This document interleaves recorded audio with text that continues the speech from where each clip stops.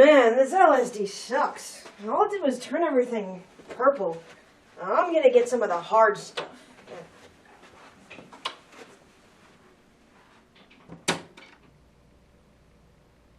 Greetings, gentle viewers! Hi, I'm important homosexual Rantasmo. Diamanda, I gotta be honest, it is such an honor to finally meet you. Yes, it is. Right. So, we scoured the world to find the right movie for us to review. Yeah, it's gotta be both visually striking and appealing to gay guys. Because, after all, I am both of those things. And to find something that fit Diamanda's personality, we also needed something tacky, grating, and ridiculously over the top. Do you want to fucking die? Mistress, you can't actually kill him. Gay people have diplomatic immunity at conventions. It's, an international law. Did you just make that up? No, I swear I didn't. Oh, yes, more teeth. Oh, that's good. Oh, Rantasmo was right. I did need more gay. So after all of our scouring, we finally found it. A drag queens in space movie. Is he masturbating? Maybe he's just regulating his body temperature. A drag queens in space movie! Beat that! I'm fairly sure he's already beating that. Vegas in Space is from the early 90s and was made in San Francisco by a group of friends who had mostly little to no experience in film. It was a labor of love for Philip Morris, aka Doris Fish, the drag queen who co-wrote, starred, made the models, designed the costumes, did the makeup and hair, and provided the studio space for filming in. It was her apartment. It took 18 months to film and then another 8 years to raise the money to complete post-production. Unfortunately, Doris died of complications from AIDS just before the film was completed. Tragedy. Someone puts their heart and soul into a production and then literally put their heart and soul into it. As in, I'm fairly sure the DVD is haunted. Are you saying shit about me? It's a good thing I don't have opposable thumbs. Or arms. That is a terrible joke. Really? You think? Well, forgive me for trying to lighten the mood with my Doris Fish is a ghost impersonation. And you, that meant nothing.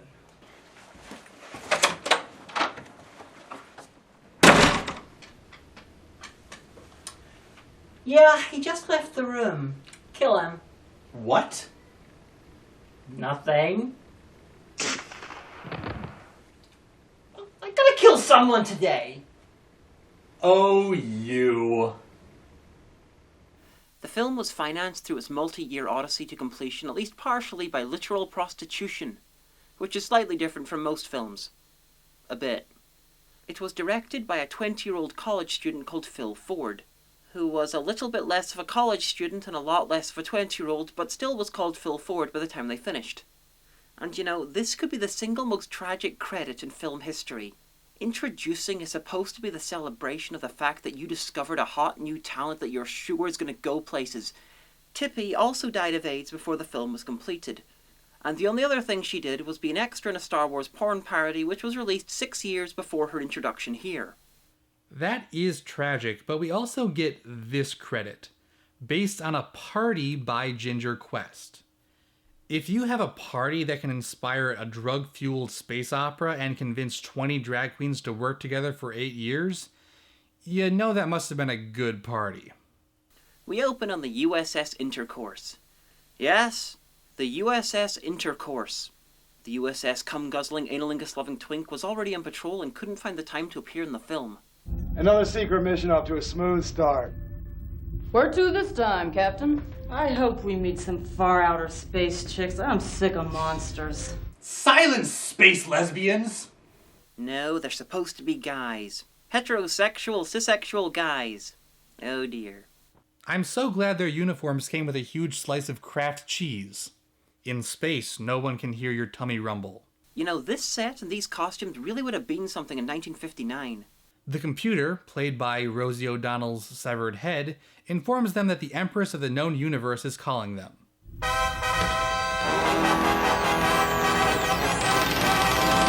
Hail, Empress! Hail me. She sends them on an urgent mission. She must find some stolen Gorlinium gems in the city of Vegas in space on the pleasure planet of Clitoris, in the Beaver system. There's only one problem. But Empress, according to the articles of the Venus Convention, no males are allowed to touch down on clitoris, even in the direst emergency. That's right, Captain. You and your men will change sex for this undertaking. These are the voyages of the starship Androgyny. Its continuing mission? To explore strange new genders, to seek out new sexual identities, new letters to add to LGBTQIUAFXHPZ, to boldly go where no person has gone before, in heels. So if the planet only allows women, and it's a pleasure planet, then surely that pleasure would involve lots of dressing like lumberjacks and scissoring. Anyway, so why send a whole team of nominal men? I'll tell you why. This line! Change sex? But we only have dude clothes! They're ordered to go undercover as traditional Earth pre-Paul Verhoeven showgirls, because military training extends to show tunes. And they're even gonna wear their official government-issued fierce outfits. And the Republicans think Medicare's a waste of money. Screw Medicare, glamour is never a waste of money. What do you think, Captain? She looks stunning. Look at those costumes, it's like 7 of 9's revenge. On straight men everywhere. Steve? Mike? Dick? Captain, you better give me 2. I think I need them. Commence strangulation. Fighting evil by moonlight, winning love by daylight, never running from a real fight. She's the one next to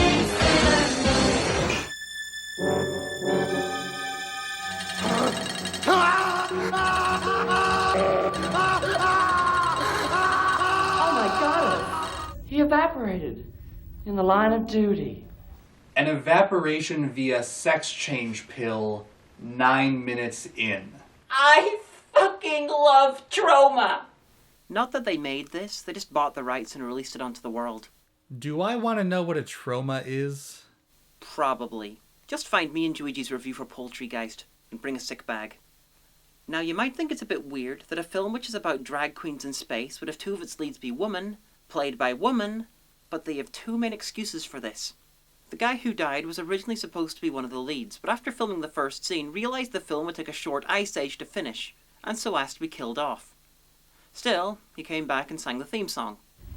Hey, we're really boxy chicks. Got a great set of knockers there, Steve. Stephanie. I hate that name. I'll be Debbie. And the blonde playing Debbie was the wife of Doris Fish. They weren't a couple or anything, they just didn't want Doris deported. The brunette is called Sheila. She inherited the lead role from the goatee guy. I'd say something interesting, but I'm too scared by all this space camel toe. We gotta be there Saturday for the party. Jane, we need speed. Now you might be thinking this is the worst looking science fiction movie of all time, and it's a perfectly valid conclusion to come to, but if you are thinking that, then you've clearly never seen Actium Maximus' War of the Alien Dinosaurs. I'll take your word for that.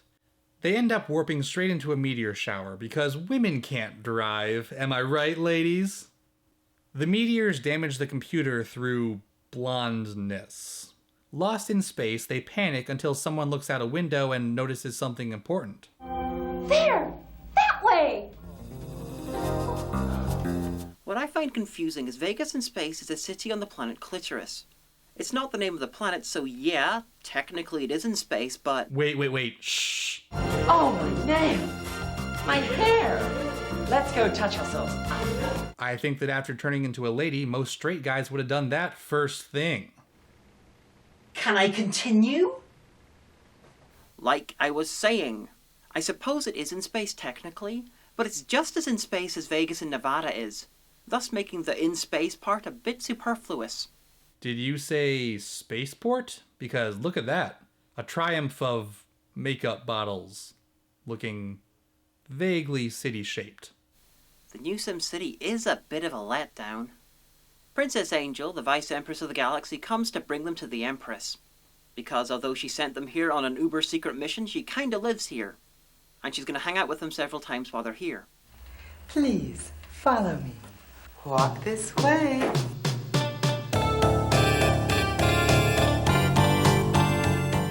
Obvious joke in 3, 2, 1.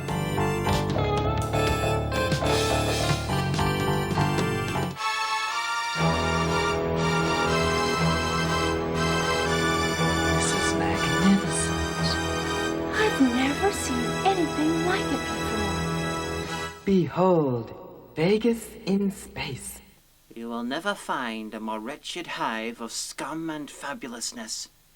From this angle, it kind of looks like they're going to order a horde of killer queens to attack the drag kings on the next continent. This night, the land will be stained with the blood of Rohan. To war! Hi, Noodles!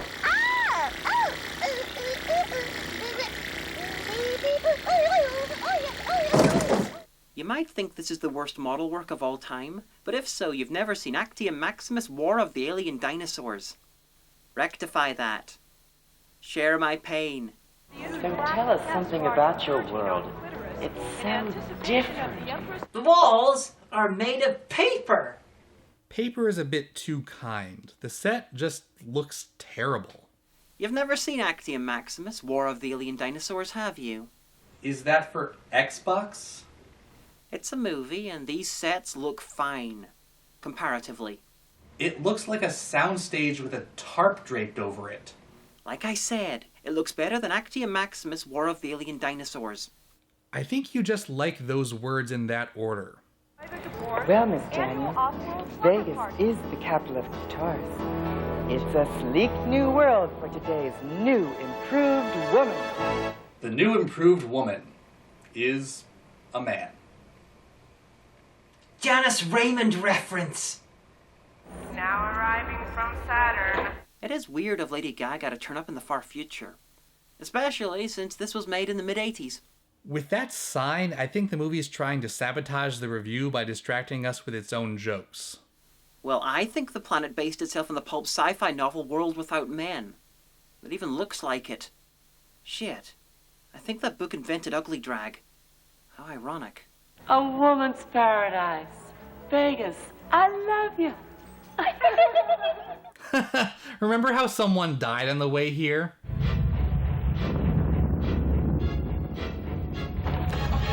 Oh, not another earthquake. Oh, that is the way to return it. You're not on Earth? It's not called an earthquake. Yeah, you're on the planet Clitoris. It should be called a clitoral quake. Yeah, which is something we see in porn all the time.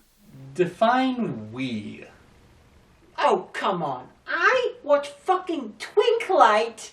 You can't handle a fucking quaking clitoris.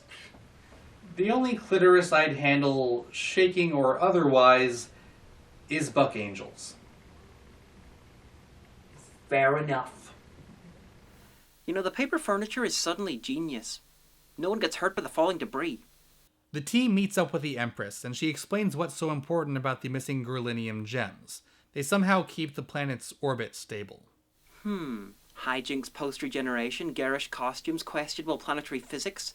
I think this is a Lost Twin Dilemma episode. And how the hell can she see through those eyelashes? It'd be like having tarantulas stuck to your eyeballs. I think I saw the Empress playing a genie on Pee Wee Herman. I'd say she's gone up in the world, but I think that going from serving Pee Wee to ruling Vegas in space is kind of a lateral move. Veneer, the Queen of Police. Most people in this film are royalty, just go with it. Anyway, Veneer, apart from being the Queen of Police, arrives to work with Captain Daniels to find the gems. She's in charge of finding the Galenium gem thief and is the prime suspect. Listen, Queen, I know all about you. You stole the Empress's jewels, didn't you? Maybe I did, and maybe I didn't. In space, no one can hear your interest conflict. Under the circumstance, I don't have much choice but to trust you. Let's be women about it and work together on this caper. Come on, let's go. Where are we going? We'll take a shortcut through the palace. What? Come on, new best frenemy. I'd never take a shortcut to your betrayal. Oh, wait. Princess Angel is listening in. I bet that's not foreshadowing anything. Anyway, Veneer captures a local criminal in a gambit to artificially lengthen the movie and to give their then real-life girlfriend a cameo. All right, you little alien, I caught you. Police! Police! Well, well, well. My old friend, Babs Velour. Here's that fugitive that everybody's been talking about. I caught her red-handed trying to shoplift from this Vera boutique. Were those lines in the right order? Probably not. You know, based on the average size of people's hair, I think the doors on this planet need to be about 20% bigger. So Veneer turns the criminal into a cube of billiards chalk for transport back to the police castle. Why is there a police castle? Everyone in this has a castle. Hell, I'm pretty sure the castle has a fucking castle to live in when it's not being a castle. Where do the painted backdrops live? Smaller castles. Oh, simply stunning. So colorful. Just like a picture postcard. Yes, it is. From here. What do you mean? Well, without the color dial turned up, it's a different story. What happened? Fancy doing something very obvious? Sure. Minion!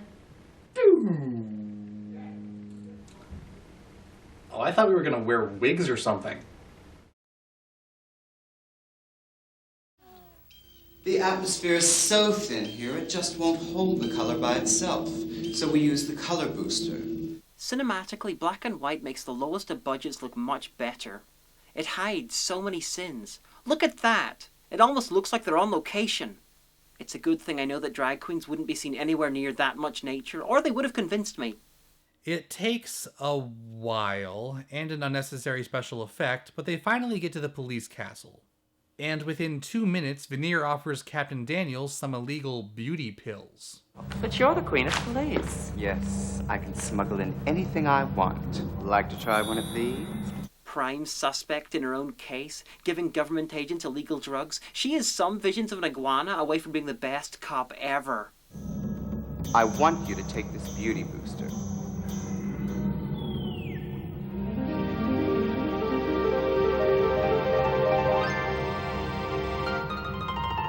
Thank you. Nothing gets you high like drugs. So the pill contains makeup? That doesn't sound FDA approved. I don't know if she's any more beautiful, more like a drag queen, yeah. Well, they've combined drugs and looking fabulous. What's not to love? Is there much crime here? Only crimes of fashion, darling. Unfortunately, there exists a class of incorrigibles who find it impossible to stay within the boundaries of acceptable taste. Hey, remember how this planet is slowly drifting out of orbit? Might want to get on that instead of, this. She was discovered in one of the caverns near Nueva's palace. I've tried nearly every form of facial reconstruction technique known to woman, to no avail. She's lost the will to heal. And turned into Marty Feldman.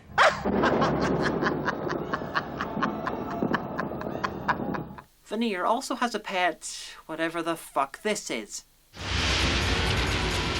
Beautiful fucking tits. Your head will swell up like a watermelon. That's the worst looking monster of all time. Unless there's one in Action Maximo War of the Somethings. No, that's Robot Monster. And maybe the lost skeleton returns again. I think you're just making up names now. Why the fuck would I make up Robot Monster? So they bring the criminal back to life and teleport her mother from Space Jersey to assist with her rehabilitation. So you're the queen. Geez, you got a nice place here. Thank you. You're welcome. Kind of looks like a movie set. No, it doesn't. Fringe theater set, maybe. The film's been lengthened enough by this subplot, so the mother takes her kid back home to, do whatever. And have you noticed how the set appears to be on fire? Oh, I have. Now have you noticed how Veneer's eyebrows look like badger stripes? They look more like a runway and something's gonna land on her forehead. These fools just don't understand that it's our responsibility to show the universe the true role of women in the cosmic order. You're right. And that role is shopping and makeovers, apparently. Together they finally work out who the thief is, as in they decide who it is without evidence or anything, because police work is hard. It must be someone close to the Empress. Real she-devil. No. An angel. Saint and Margaret preserve us. Does it count as a twist if it's halfway through the fucking movie? Stand back, Tracy. I'm about to change. I'm about to change into a human-shaped pile of velour. Back at the Empress's palace, I think my eyeballs are melting. And the dialogue is so exciting that the Empress's nipples are about to stab someone. Since they worked out that the thief is Princess Angel, it, of course, is. Here she is being evil inside her dressing room of eye-themed villainy. Best fucking set in the film. But I don't get how they worked out it was her. I mean, they didn't even get to see the shot that kind of indicated she was the villain.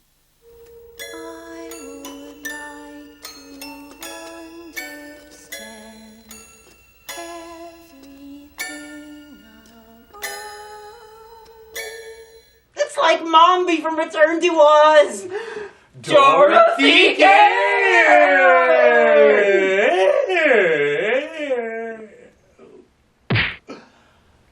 Thanks. Sorry, I got stuck in a feedback loop.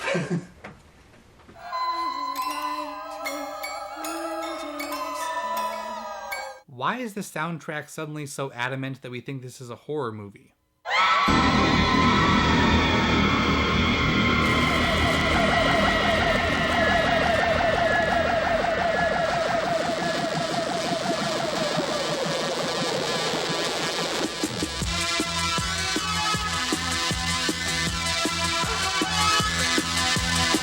You ever watch a movie and think, they must have made this on drugs? Well, with this, it's literally true. The director developed a few addictions while making it.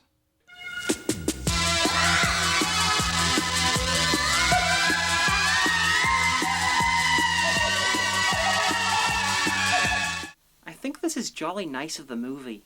I didn't realize exactly how much I needed to see a Psychic TV music video right now.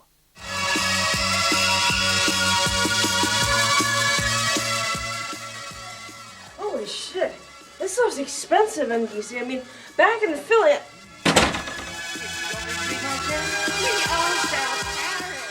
Oh, holy shit. This stuff just kicked in. Excuse me.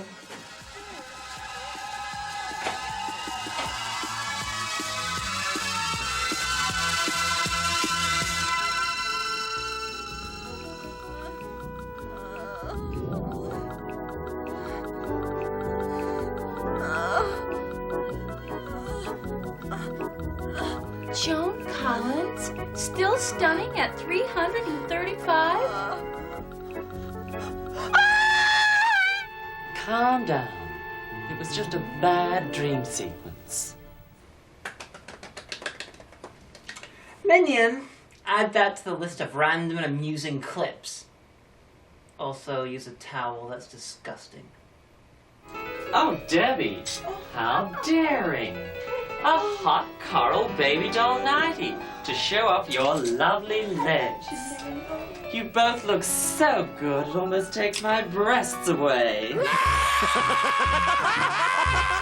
It's our official government-issued lounging gear. It looks good next to their official government-issue lava lamps. The whole room looks like the Muppets threw up in it. All of them. All over the place. The other two Spades cops still think Veneer stole the gems. Fortunately, Captain Daniels has more of the illegal drugs that Veneer gave her to change their minds. No one who gives you drugs could be a bad person, even if the drugs do increase your wig size by 56%. Stunning. Curious. There now, isn't that much better? No. Because Earth's showgirls are easy, Debbie and Sheila are sent to distract everyone at the party. They distract via some traditional Earth dancing. It looks like Earth culture stopped at some point in the 50s. And these extras are terrible. They might as well be mannequins. Yeah, well, except for that one. They should have had a speaking part. I do like this one, though. They knew everyone would look at their tits anyway, and wanted to make sure that they could stare back. It's Queen Veneer. Sorry, darling. See you later. Oh, now it's in colour, I get it. She's Maleficent Scissorhands. She wanders around and vaguely, threateningly changes random people's outfits while Sheila and Debbie get drunk. I used to be a man. I have a wiener back home. What's a wiener? More trouble than it's worth. At least I hope they got drunk. You'd think this was going to be a plot point or something, now we're on to the third act, but no. They're just really bad at their jobs. Which job? They have like 3. Intergalactic secret agents, showgirls, actresses. All of them. You ever get the feeling that most of this planet is actually a basement on a better planet? So Princess Angel heads off to steal some more Galenium while Veneer and Sheila investigate her room.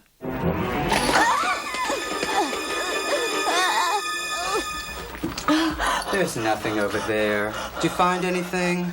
This piece of obvious padding was brought to you by the letter Violence is funny! You know, nothing says space glam like bare wooden floors. Anyway, time for the party's main event. The Mount Venus Vanity Lounge is proud to present a woman whose taste, talents, knows of no bounds. Direct to you from Earth, Miss Tracy Daniels. It's Christmas in heaven, all the children sing. It's Christmas in heaven, hark, hark, those church bells ring. This act really is an antique. The song in the movie is about as well dubbed as that. They worked out they didn't have the rights to the original song after Doris Fish died, so... Don't you cry, don't you worry, oh, honey, please, won't you tell me? Doris Fish vocal impersonation. That's why it sounds like someone took a crap down her throat and she looks like a dog eating toffee. You know, I've noticed something. These people do no investigating for the entire movie. They jump on top of a conclusion or two, but if they just left Veneer to do her job, the movie would be way shorter. Yep. So Veneer and Princess Angel run into each other and there's an extended chase scene. A chase scene that wouldn't have a soundtrack if the Space Spy trio were doing their damn jobs and catching her. Now this was likely not the intention, but it looks like the movie's briefly turned into a sometimes sped up early 80s Italian slasher movie. I'm looking at you, stage fright. Oh, and I just love eyeballs. I want you to meet my baby, baby. Don't you know? Is it just me, or is this city 4 rooms big? It's just you. It's 5 rooms big. Oh, suddenly everything's in slow motion. Wonderful. That's how you stretch your film to feature length. That and the plot about the petty criminal, and the music video, and the visit to Veneer's castle.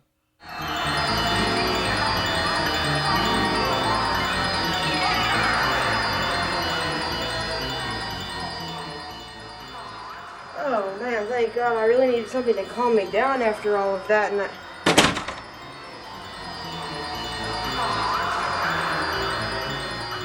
Oh God. Everything's in slow motion. Oh God! Everything's in slow motion, but I appear to be running at normal speed. How fast am I running? Veneer's not the It's another quake!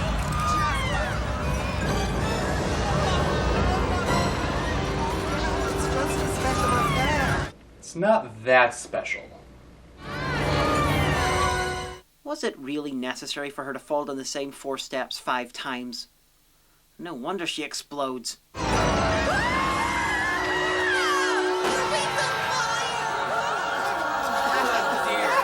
Oh no! You've broken my Princess Angel doll!